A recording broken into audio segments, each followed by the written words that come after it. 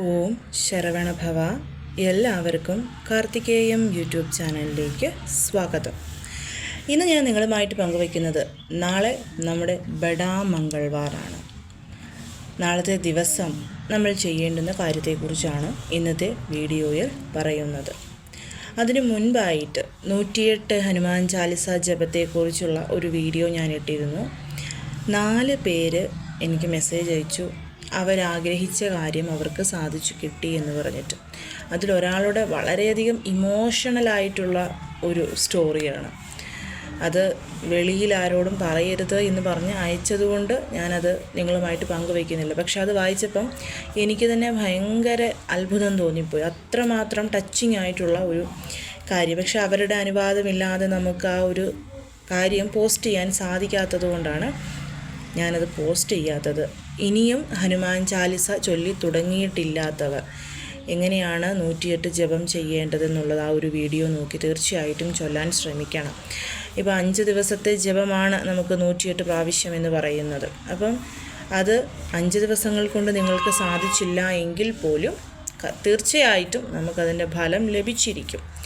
അതുമാത്രവുമല്ല, ചൊല്ലേണ്ടുന്ന ഒരു കാര്യമുള്ളത് നമ്മൾ തെറ്റുകൾ വരുത്തരുതെന്നുള്ളതാണ്. ഒരു ദിവസം 20 എന്നുള്ള കൗണ്ട് അത് അങ്ങനെ തന്നെ പോകണം. ഒന്ന് കൂടുകയോ ഒന്ന് കുറയുകയോ ചെയ്തു കഴിഞ്ഞാൽ അതിന് ഫലം കിട്ടില്ല. അതിന് കാരണം എന്തെന്ന് വെച്ചാൽ, നമ്മൾ ആദ്യം തന്നെ സങ്കല്പം ചെയ്യുകയാണ് 108 പ്രാവശ്യം ഞാനിത് ചൊല്ലിയേക്കാം എന്നുള്ളത്. അപ്പം ആ കൗണ്ടിങ് കറക്റ്റ് പെർഫെക്റ്റ് ആയിട്ട് നമ്മൾ ചൊല്ലാൻ ശ്രമിക്കണം. വിശ്വാസം വളരെയധികം മസ്റ്റാണ്. ഇപ്പം ചിലർ 5 ദിവസത്തിനുള്ളിൽ തീർച്ചയായിട്ടും എൻ്റെ ഈ ആഗ്രഹം സാധിച്ചു കിട്ടും എന്നുള്ള ആ ഒരു മനസ്സോടു കൂടിയാണല്ലോ ചൊല്ലി തുടങ്ങുന്നത്. അപ്പം അവർക്ക് ഒരു 2-3 ദിവസം കഴിഞ്ഞ് കഴിയുമ്പം അതിനുള്ള ഒരു സൈനൊന്നും കിട്ടാതെ വരുമ്പം പിന്നെയുള്ള 2 ദിവസങ്ങൾ ഒരു മടിയോടുകൂടിയോ അല്ലെങ്കിൽ കിട്ടുമോ ഇല്ലയോ എന്നുള്ള ചിന്തയോടുകൂടിയോ ഒക്കെ ആയിരിക്കും ചൊല്ലുന്നത്. അപ്പം വിശ്വാസം വളരെയധികം മസ്റ്റാണ്. നമ്മുടെ പൂർണ്ണ വിശ്വാസവും ഭഗവാന് മുൻപിൽ സമർപ്പിച്ചുകൊണ്ട് മാത്രം വേണം ഹനുമാൻ ചാലിസ 108 സങ്കല്പം എടുത്ത് ജപിക്കാൻ. അത് ഹനുമാൻ ചാലിസ എന്നുള്ളതല്ല, നമ്മൾ ഏതൊരു കാര്യം ചെയ്യുമ്പോഴും വിശ്വാസം വളരെ മുഖ്യമാണ്. അപ്പം നാളെ നമ്മൾ എന്താണ് ചെയ്യേണ്ടതെന്നുള്ളത് നോക്കാം.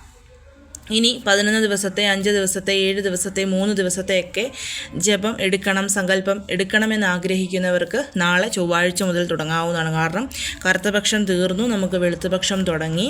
അങ്ങനെ അല്ലെങ്കിൽ പോലും ഇത് അധികമാസമായതുകൊണ്ടും ജ്യേഷ്ഠമാസത്തിലെ ചൊവ്വാഴ്ചകൾ വളരെയധികം പ്രിയപ്പെട്ടതാണ് ഹനുമാൻ സ്വാമിക്ക് എന്നതുകൊണ്ടും നമുക്ക് ഈ ഒരു മാസം ഒരിക്കലും നമുക്ക് കറുത്തപക്ഷം വെളുത്തപക്ഷം നോക്കണ്ട, ഏത് ചൊവ്വാഴ്ചയും ചൊല്ലി തുടങ്ങാമെന്നുള്ളതും ഞാൻ പറഞ്ഞിരുന്നു. അപ്പോൾ നമുക്ക് നാളെ ചെയ്യേണ്ടുന്ന കാര്യം എന്താണെന്ന് നോക്കാം. അതിന് മുൻപ് ആദ്യമായിട്ടാണ് നിങ്ങൾ ഈ ചാനൽ കാണുന്നതെന്നുണ്ടെങ്കിൽ ചാനലൊന്ന് സബ്സ്ക്രൈബ് ചെയ്യുവാനും വീഡിയോ മുഴുവനായിട്ട് കണ്ട് ഇഷ്ടപ്പെട്ടാൽ ലൈക്ക് ചെയ്യുവാനും ഷെയർ ചെയ്യുവാനും മറക്കരുത്. നാളത്തെ ദിവസം രാവിലെയോ അങ്ങനെയല്ലെന്നുണ്ടെങ്കിൽ വൈകിട്ടോ, രാവിലെ 3:30 മുതൽ 7 മണിക്കുള്ളിലായിട്ടും വൈകിട്ട് ഒരു 5:30 മുതൽ രാത്രി 11 മണിക്ക് ഉള്ളിലായിട്ടും ഈ രണ്ടിൽ ഏതൊരു സമയവും നിങ്ങൾക്ക് ഞാൻ ഈ പറയുന്ന കാര്യം ചെയ്യാവുന്നതാണ്. എപ്പോഴും പറയുന്നത് പോലെ ഹനുമാൻ സ്വാമിയുടെ ഫോട്ടോയോ വിഗ്രഹമോ ഉണ്ടെങ്കിൽ അതെടുക്കുക.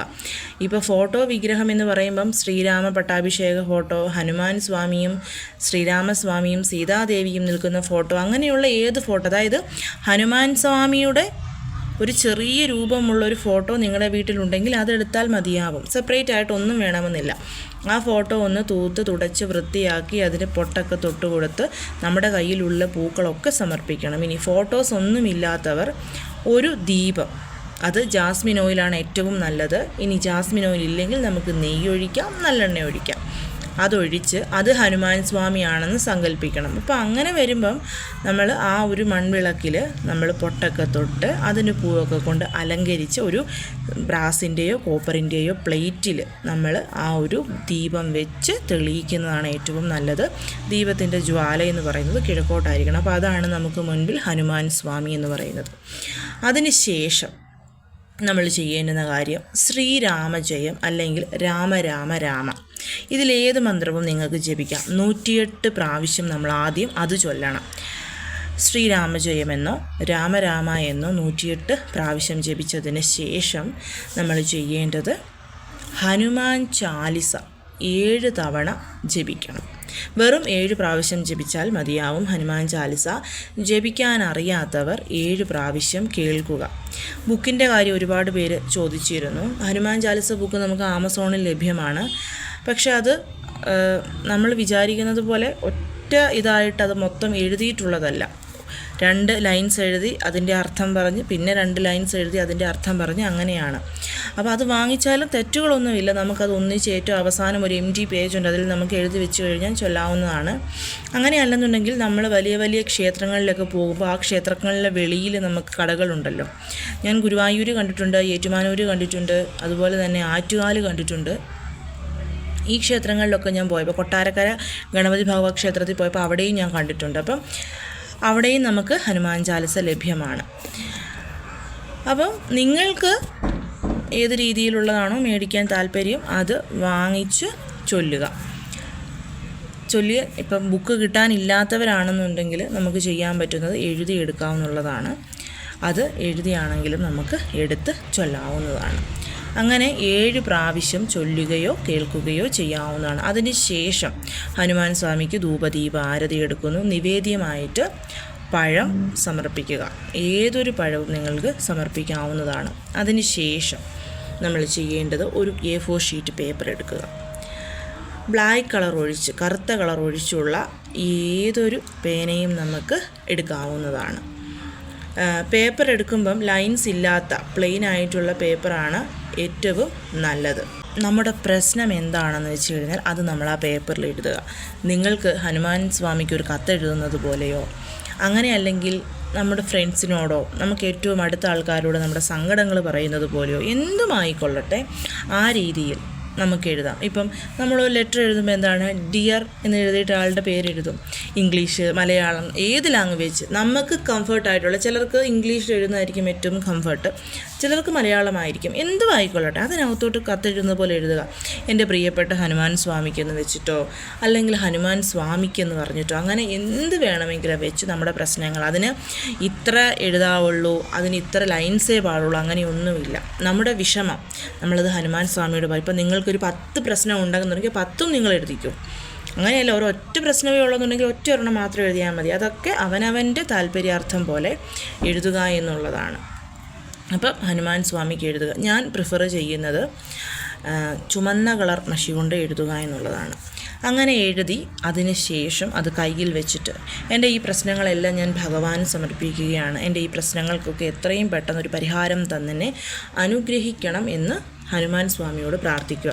പ്രാർത്ഥനയ്ക്ക് ശേഷം ഇപ്പോൾ ഫോട്ടോയാണോ വിഗ്രഹമാണോ ദീപമാണോ എന്താണോ അതിന് അടുത്തായിട്ട് ഇത് വെച്ചിരിക്കുക. എന്നിട്ട് നമ്മൾ ആ പേപ്പർ അന്ന് രാത്രി നിങ്ങൾ കിടക്കുന്നതിന് മുൻപ് ഒന്നെങ്കിൽ കത്തിച്ച് ചാരമാക്കി കളയാം, അങ്ങനെയല്ല എന്നുണ്ടെങ്കിൽ വെള്ളത്തിലിട്ട് അരിയിച്ച് കളയാം. നിങ്ങൾക്ക് നിങ്ങളുടെ ഇഷ്ടം പോലെ അത് ചെയ്യാം. ഇപ്പം നാളെ രാവിലെയാണിത് ചെയ്യുന്നതെന്നുണ്ടെങ്കിൽ നാളെ രാവിലെ മുതൽ വൈകിട്ട് നിങ്ങൾ കിടക്കാൻ പോകുന്നതിന് മുൻപ് വരെ അത് അവിടെ ഇരുന്നോട്ടെ. ഉറങ്ങുന്നതിന് മുൻപ് അത് കത്തിച്ചു കളഞ്ഞാൽ മതിയാകും. ഇനി നാളെ രാത്രിക്കാണ് നിങ്ങളിത് ചെയ്യുന്നതെന്നുണ്ടെങ്കിലും ചെയ്ത് കഴിഞ്ഞ് അത് അവിടെ വെച്ചിട്ട് ഉറങ്ങാൻ പോകുന്നത് എപ്പോഴാണോ അതിന് മുൻപായിട്ട് ആ പേപ്പർ ശ്രദ്ധിക്കേണ്ടുന്ന കാര്യം, നാളെ തന്നെ ആ എഴുതി വെച്ച പേപ്പർ കത്തിച്ച് കളയാനോ വെള്ളത്തിലിട്ട് അരിയിച്ചു കളയാനോ മറക്കരുത് ചെയ്യുക. അതിനുശേഷം നിങ്ങൾ ആ പറഞ്ഞ പ്രശ്നങ്ങൾ തീരുന്ന നാൾ വരെ എല്ലാ ദിവസവും ഹനുമാൻ ചാലിസ ജപിക്കാൻ പറ്റിയാൽ അത് വളരെ ഉത്തമമാണ്. അങ്ങനെ ഇല്ലെന്നുണ്ടെങ്കിൽ എല്ലാ ചൊവ്വ ശനി ദിവസങ്ങളിലെങ്കിലും ഹനുമാൻ ചാലിസ ജപിക്കാനായിട്ട് ശ്രദ്ധിക്കണം. അപ്പം നാളത്തെ ദിവസം നമ്മളിത് ചെയ്യുമ്പം നോൺ വെജ് കംപ്ലീറ്റ്ലി അവോയ്ഡ് ചെയ്തിട്ട് മാത്രമേ ചെയ്യാവുള്ളൂ. നാളെ നമ്മൾ നോൺ വെജ് കഴിക്കാനേ പാടില്ല. ഇപ്പോൾ നാളെ നമ്മളിത് ചെയ്തു, അതിന് ശേഷം എല്ലാ ദിവസവും എൻ്റെ പ്രശ്നം ഒന്ന് തീർന്ന് കിട്ടുന്നത് വരെ എല്ലാ ദിവസവും ഞാൻ ഹനുമാൻ ചാലിസ ജപിച്ചോളാം എന്ന് ചിന്തിക്കുന്നവരാണെങ്കിൽ നോൺ വെജ് കഴിച്ചിട്ട് ചൊല്ലാതിരിക്കുക. ചൊല്ലിയതിന് ശേഷം നിങ്ങൾ നോൺ വെജ് കഴിച്ചോളൂ. അല്ലെങ്കിൽ ചൊവ്വ ശനി ദിവസങ്ങളിലാണെങ്കിലും ഇതേ രീതി തന്നെ ഫോളോ ചെയ്യണം. ഈ ഒരു കാര്യം നിങ്ങൾ ചെയ്താൽ തീർച്ചയായിട്ടും അതായത് ഒരു 5ാമത്തെ ബെടാമംഗൾവാറിൽ ഞാൻ നിങ്ങൾക്ക് പറഞ്ഞു തന്നിരുന്ന ആ ഒരു പരിഹാരം ചെയ്തിട്ട് അന്നത്തെ ദിവസം തന്നെ ആഗ്രഹം സാധിച്ചവരുണ്ട്.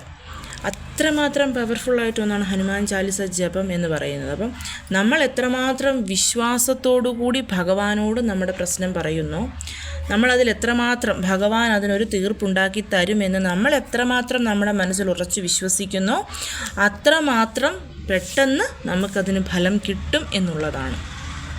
അപ്പോൾ എല്ലാവരും കഴിയുന്നതും നാളത്തെ ദിവസം ഇത് ചെയ്യാൻ ശ്രമിക്കണം. പിന്നെ പീരിയഡ്സ് വാലായ്മ പോലുള്ള ആർക്കും ഇത് ചെയ്യാനായിട്ട് പറ്റില്ല. ഇനി നാളെ മുതൽ 108, 11, 5, 3, 7 സങ്കല്പമൊക്കെ എടുത്ത് ചെയ്യാൻ നിങ്ങൾ ശ്രമിക്കുന്നവരാണെങ്കിലും നിങ്ങൾക്ക് നാളത്തെ ദിവസം ഈ ഒരു മെത്തേഡ് ഫോളോ ചെയ്യാവുന്നതാണ്.